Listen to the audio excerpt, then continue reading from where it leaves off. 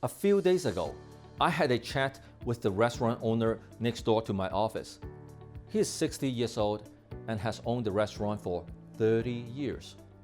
He has lost a lot of business since the pandemic, but good thing he has enough to survive through. He told me that he's going to up the price in his menu by quite a bit when things fully reopen. Not because he needs to make up for his loss, but because prices of the ingredients have quietly gone up significantly. For example, he used to pay $35 for a box of eggs. Since 4 months ago, he has been paying $42 for that same box of eggs. That's a huge 20% increase in cost. So I asked him whether he thinks that inflation is coming along.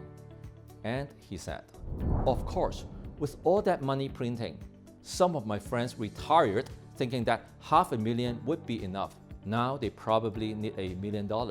They might need to come out to work again to make more money. Money is depreciating. Money is going up for everything. Real estate prices are going up too, right?" That's a down-to-earth 60-year-old man analysis of current situation. And I think he is absolutely right. You see, sometimes simple and direct, down-to-earth analysis is better than super complicated textbook-style analysis. Just like CMHC. As a government-owned corporation, CMHC predicted that mortgage deferrals would crash the market and forecasted a price drop up to 18%. In January 2021, CMHC continued to defend his forecast and updated the number from 18% drop to a 14% drop. In reality, the average Canadian home prices has gone up 25.7% since CMHC's initial warning in May 2020.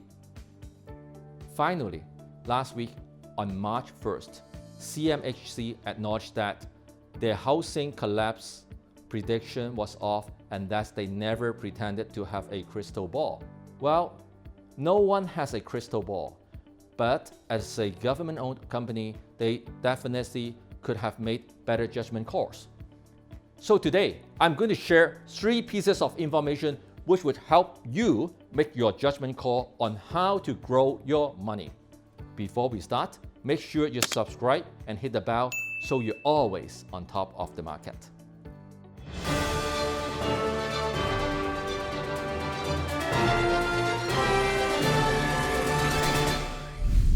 Number 1, the February Market Watch. With no surprise, the latest report released by the Toronto Real Estate Board is again a record-breaking one. It says buyers remained confident in their employment situation and took advantage of ultra-low borrowing costs. We went through this numerous times already. Most people who lost their jobs due to lockdown are not homeowners, and people who could work from home are financially unaffected. In fact, they have more money to invest than ever because they have nowhere else to spend the money. Whether we like it or not, the reality is that the gap between the rich and the poor will become wider and wider after the pandemic.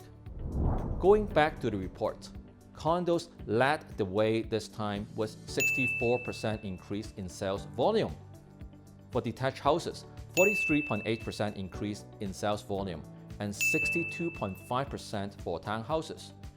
In terms of price, downtown condos are around 6.4% down compared to the peak before the pandemic. Detached houses are 23.1% more expensive, and townhouses are 17.3% more expensive than the same time last year. You see, the price gap between low-rise and high-rise has widened in a very short period of time. What is going to happen next? When townhouses become too expensive, people are going to go for condo instead, and the price gap is going to naturally shrink. So that means either the low-rise price come down or the high-rise prices go up. Prices would come down when there's no demand, right? According to the report, The current relationship between the demand and supply supports continued double-digit average home price growth this year. So we actually have a significant undersupply. Keep in mind that this is mainly local demand at the moment because our border is still restricted. So if you ask me, I would say it is much more likely for high-rise price to go up instead of low-rise price coming down. Number 2. Survey of Toronto downtown workers. A recent survey conducted by Nanos Research shows that nearly 7 out of 10 downtown Toronto office employees feel comfortable returning to workplace. That's really interesting because it suggests that many downtown workers are eager to get back to the office even though downtown Toronto is still in lockdown mode. What do they like about working downtown? The top responses are the vibe, energy, and culture of working downtown, as well as the convenience and the amenities. What concerns do they have about working downtown?